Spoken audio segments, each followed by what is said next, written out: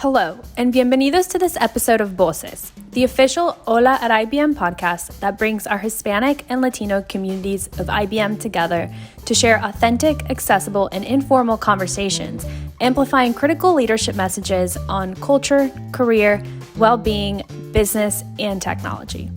The views, thoughts, and opinions expressed in this podcast belong solely to those of the speaker and do not necessarily reflect the official policy or position of IBM. Well, welcome to Voces in our first podcast within the Hola initiative. And our first and most important guest is going to be Jesús Mantas. Welcome, Jesús. And Andie is going to be my co-lead presenter. Hola. Hola.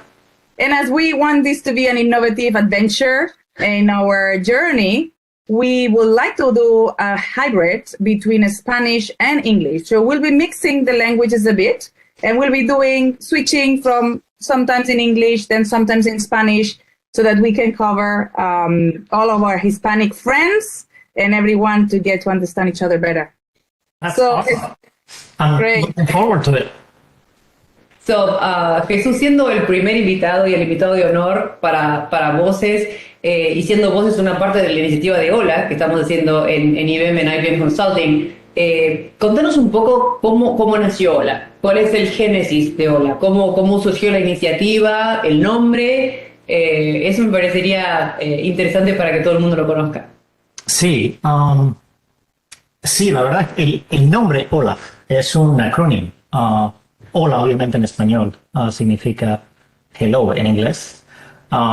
Pero, digamos, el nombre Hola de este programa significa Hispanic Opportunities for Leadership Advancement. Y el origen del programa es la intención que tenemos en el programa de diversidad hispánica de IBM de generar oportunidades para que haya más hispanos en los rangos ejecutivos y progresar hispanos, digamos, desde, pues, como decimos, desde el classroom hasta el boardroom, ¿no? De generar oportunidades para que más gente tenga, más gente de origen hispana tenga trabajos en tecnología, que progresen en tecnología, que entiendan qué se necesita para llegar a un nivel ejecutivo y que tengan éxito cuando llegan a ese nivel ejecutivo. Y eso es, digamos, el motivo principal y el propósito del programa Hola at IBM. So, Jesus, we want to know, like, your origins. We know that you are originally from Spain, but we want to know your history. We want to know where you come from, like, who was Jesus as a child, his dreams, where he was coming from, what was his aspirations, and how did you end up being where you are now? And that journey, how did you make it? Yeah, so I was I was born in the south of Spain, in a city called Granada, a beautiful city in the south of Spain. And I was born and raised on a middle-class family. I mean, basically on the public education system of Spain. I went to public school, I went to public high school, and I went to public university. And my upbringing was what you would expect of a middle-class family. I mean, both my parents, they couldn't be educated. Both of them suffer after the end of the Civil War, created an environment where basically they had to work to eat. So for them, giving their kids, my sister and I, an education was the most important thing. So always my sister and I were raised in an environment of just education was the path to get ahead. And I did good. I did good at school. I did good in high school, and I had the opportunity to go to Madrid to study telecommunications and software engineering, which at the time I did that, there was only 3 places in Spain that you could do that. So it was a big sacrifice for my parents to basically save enough money to send their 17-year-old kid to Madrid. I helped a little bit myself. So my consulting roots come from when I was 13 years old. I started doing, I didn't know that it was called consulting, but I was pretty good with computers when the PC originally came out. And a lot of companies were starting to use computers to manage their finances and manage their, taxes and manage their procurement. So at 13 years old, I became a consultant where I would go to, I obviously at 13, you cannot legally be paid, but I was doing it just because I wanted to learn. And what happened is after I did that, once I became 14, then a lot of the clients would actually pay me to just help them with that. So that helped put me through university. And then when I finished university, I went to the Air Force for 1 year. And when I finished in the Air Force, I joined Procter & Gamble, which at the time, 1992 was a tough year in Spain. Because it was the World Expo, it was the Olympics. The country had to devalue the currency for like 3 times, if I remember, in a month. So there was not a lot of jobs. So the fact that I finished university and I got a job at Procter & Gamble, I was like really happy. 1994, got the opportunity to come to the United States to be a consultant at that time with Ernst & Young as a subcontractor. I only planned to be in this country for 3 years and then come back to Spain. It has been over 28 years now. And one thing led to another. I apparently was good at that, so I did 3 years in Ernst & Young. I joined Pricewaterhouse as a manager in 1997. By 2001, I was admitted as a partner. I was one of the younger partners of that generation. And then 2002, IBM bought us. So I didn't come to IBM because of choice. I came because of serendipity. To tell you the truth, I wasn't sure how long I was going to stay in IBM. Obviously I was going to stay a couple of years to make sure that, our equity would vest. But frankly, in IBM, I have found a lot of very interesting missions. Every 2 to 3 years, there was a mission that was interesting that I would learn. And this year I will be completing my 20th year in IBM, if you can believe it. So I think the role that I have right now is almost the consequence, if you want, of that, upbringing, of my educational background, and then having taken the opportunities that at each stage have appeared, and a lot of great mentors and advisors that guided me through that very scary process of every one of those changes. I never thought I was good enough or prepared enough, or I was always afraid that I was going to fail. And there was always a lot of people telling me that I could do better than I thought I could do. And the majority of times turned out they were right. And that's how I got here. Espectacular y realmente resuena. A mí por lo menos me hace eco en cómo me siento. Así que es importante saber que no estamos solos a veces cuando tenemos ese imposter syndrome. Sí, la verdad es que sí. Jesús, contanos a todos cómo sentís la relevancia de los hispanos en Estados Unidos. Estábamos hablando cuando llegaste a este país y que siempre quisiste venir, siempre tuviste el deseo de venir. ¿Cómo te sentís como hispano en Estados Unidos? Y lo que siempre comentamos, ¿cuál es la relevancia y el impacto que los hispanos tenemos y podemos generar en este país? Yo creo la relevancia principalmente viene de la escala, ¿no? O sea, cuando ves, digamos, la comunidad hispana en números en los Estados Unidos, desde el punto de vista del impacto en Gross Domestic Product, en Producto Nacional Bruto, de 2 a 3 trillones de dólares, el poder de compra de los hispanos, el poder de consumo de los hispanos, la demografía. Los hispanos son la generación y digamos, el segmento de la población más joven de todos los segmentos. Creo que tú sabes, en estadística hay la media y la moda, ¿no? La media es, digamos, lo que la media es. La moda es cuál es el número, digamos, que tiene más población. Creo que el año pasado eran 13 años. Es decir, que la edad que hay más hispanos que tienen son 13 años, ¿no? Y creo que el 60% de los hispanos tienen menos de 35 años. Entonces, el poder de la comunidad hispana en Estados Unidos viene de que son el futuro del consumo, son el futuro de la fuerza de trabajo, son el futuro de, digamos, de muchas de las opiniones de voto. Por tanto, tienen un factor muy importante en el futuro político, en el futuro del gobierno. Y eso es lo que yo creo que le da mucho poder a la comunidad hispana, y un poder que tradicionalmente la comunidad hispana no ha ejercitado. La comunidad hispana en Estados Unidos está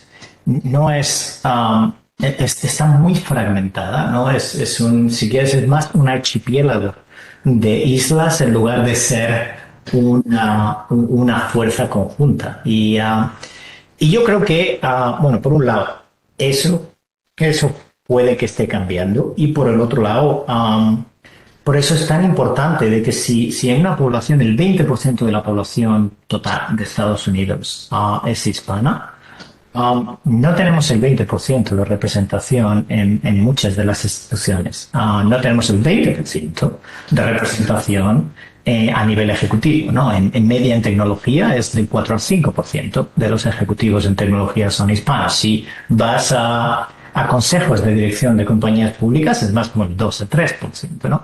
Entonces, ese punto de representación es súper importante, tanto para las compañías y las organizaciones, para tener éxito en entender de que realmente la población hispana tiene mucho que ver con el futuro de la sociedad norteamericana por las siguientes 2 décadas. Correcto, es realmente, y eso es lo que inspira también, saber el tamaño de la oportunidad. Creo que eso es lo que más nos debe motivar a todos, ¿no? Hay espacio. Y también en cuanto al tema de la competencia, ¿no? También a veces decimos, yo quiero que este spot sea mío. Hay lugar para todos. Creo que ese también debe ser el mensaje, ¿no? Hay lugar para todos. O sea, sigamos para adelante porque hay lugar para todos. Emma, over to you. Estoy disfrutando mucho de esta conversación porque I relate to it so much. It's so great. So, Jesus, we also wanted to hear a little bit, like, what would be your advice, if any, with like young Hispanic consultants, maybe in the world of consultancy, technology? What is the recommendation, the advice? What would you tell them? I think there is a real opportunity that I didn't know I had when I was young to be both Hispanic and of Hispanic background, and to have a job, whatever the job is. And I think there is a number of the traits of the Hispanic culture that are extremely powerful and extremely useful to do great and to advance and to help others. But it's almost like you don't know that you have them. There is a great book and a great phrase that gives it title that says, "Fish can't see water." And I think some of the Hispanics, that we don't know, for example, that we are wired for relations. We are superb at human relation making. We understand human empathy instinctively, but we don't know we do, because that's what we do, right? We tend to be more tilted towards what I would call right brain versus left brain. So think of that. We tend to be tilted more towards the creativity, the passion, the emotion side of the human being, compared to the left, which is more of the analytical, rational, discipline. That doesn't mean, that I don't want to overemphasize the stereotype, but that is just true. So once you know that, and you can actually become what I would call T-shaped, right? So you can be deep in whatever your field is and be really good at something, which you always have to do, but then use those traits of being Hispanic, or the Hispanic culture of relate to others, engage others, create momentum, create passion, to really understand our cultural biases and our cultural assets at Hispanics, and then use it for advantage, because some of those are really, really powerful tools that the world craves. Like think about that. In the United States, for example, being a great salesman is something that is being perceived to be very important. most people of Hispanic descent, they're like naturally great salesmen because they love to talk to people, but they just don't know that. They don't portray themselves like that, right? So, and then on the other side, just be aware of those things when either the job or the situation requires you to be really disciplined or to be really direct or to have very difficult conversations. As Hispanics, we tend to avoid that. We don't like that. We don't like to do that. So you almost have to be aware. It's like, yeah, I don't naturally want to do that, but I have to do that to be a good professional, to be a good manager, to be a good executive. Yep. Just be aware and portray yourself like that. Typically, there's amazing Hispanic role models that have achieved basically the top of anything that you can imagine. So I think everybody should be, it's just a personal journey, but use those traits for advantage versus either not being aware of them or not consider them. I love it. And I would also add resilience, right? We come from different origins, and we, in our economies, in our political environment, we're not really coming from a stable, environment. And we're used to those, peaks and valleys. And some other countries are not. And so in case like inflation or recessions, we're used to them. So it gives us some kind of an advantage.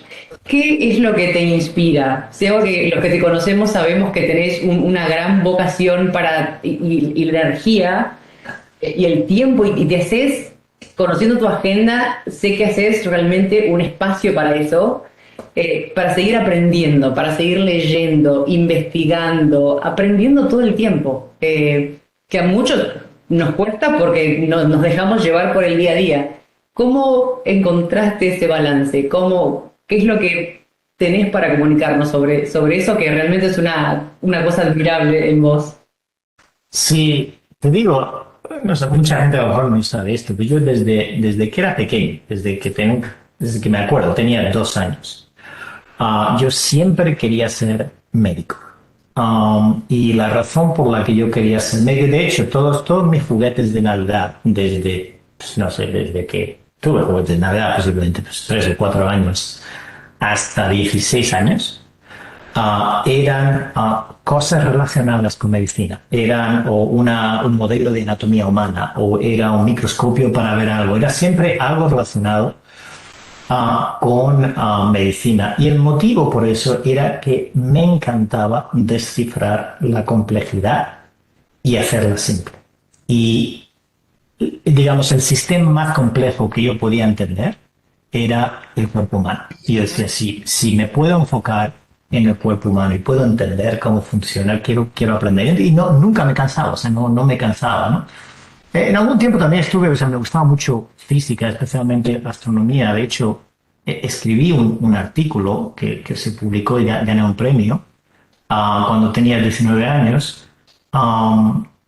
que le hizo un challenge a la teoría de la relatividad de Einstein, porque en aquel momento estaba muy interesado en el tema de los agujeros negros. Entonces, eso fue antes de que Stephen Hawking publicase la historia del tiempo. Eso fue un año antes. O sea, me gustaba siempre intentar entender complejidad y traducirla a simplicidad, ¿no? Y yo creo que eso es lo que hasta ahora me continúa motivado. Ahora un poco más, lo que me motiva es entender algo para aplicarlo y generar un impacto grande a escala, ¿no? Por ejemplo, en el tema que estamos diciendo antes, ¿no? De la complejidad de la demografía hispana y cómo hacemos que haya más hispanos en ejecutivos y entender, los elementos sistémicos que hacen que si no cambian eso no vaya a cambiar, ¿no? Entender esa complejidad para crear algo que sea efectivo, ¿no? Es un poco una de las cosas que hago. Estoy en el consejo de dirección de Biogen, que es una compañía de biotecnología que está creando nuevas medicinas para tratar Alzheimer y Parkinson, ¿no? Y me fascina eso. O sea, la ciencia intenta entender la complejidad del cuerpo humano para diseñar una molécula o un medicamento que encaje en esa complejidad y cure digamos, el problema, pero claro, no puedes fuera el problema si no entiendes la complejidad. Eso es un poco lo que me fascina, eso es lo que me lleva a ser muy curioso. Yo siempre quiero entender cómo todas las cosas funcionan a detalle, no en la superficie. Y me apasiona, digamos, cualquier cosa que aprenda, luego traducirla a impacto, a acción. Es decir, ¿cómo hago que esto que ahora, imagínate, si alguien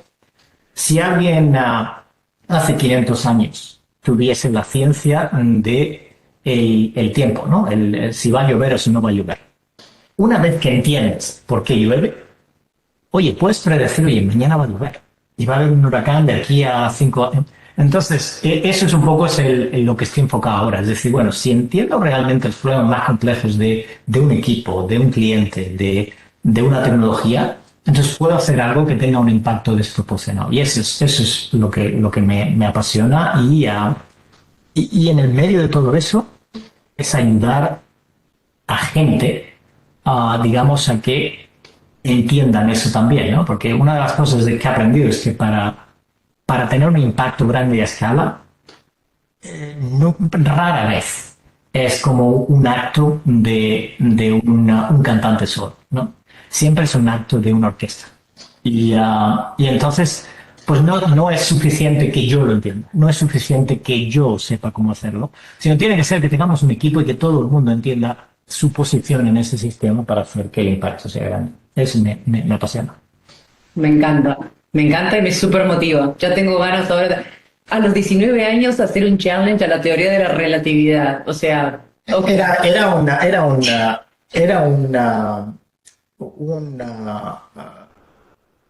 ¿Cómo se dice? Un concurso de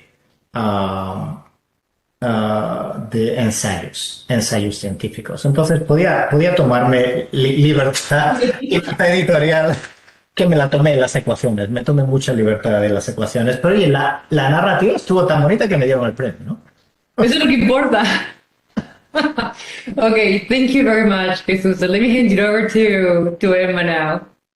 Just thank you very much, Jesus. It was great talking to you. Get ready, everyone, for the next one. We'll be having more guests, and let us know about your feedback. And thank you for listening. And thank you, Jesus. Yeah, and I think, it's harder than it seems to switch from English to Espanol to English to Espanol, which in a way is what almost every Hispanic is being asked of on a daily basis, in the way we think, in the way we act, in the way we speak. So this was a great exercise. Ha sido un ejercicio muy, muy curioso de pasar de inglés a español. O sea, cada vez que tenía que cambiar, tenía como que cambiarme el chip cerebral. Así que ha sido muy, muy divertido. Muchas gracias, Emma y Andie. Gracias a ti, Jesús.